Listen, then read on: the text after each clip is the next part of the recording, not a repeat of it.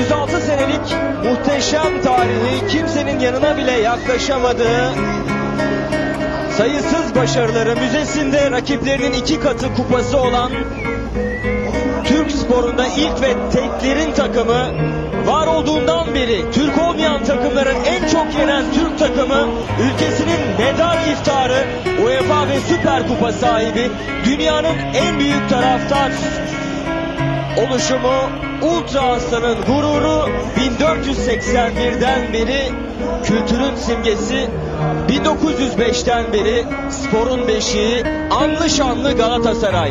Şampiyon kim olur, bu bir seneler.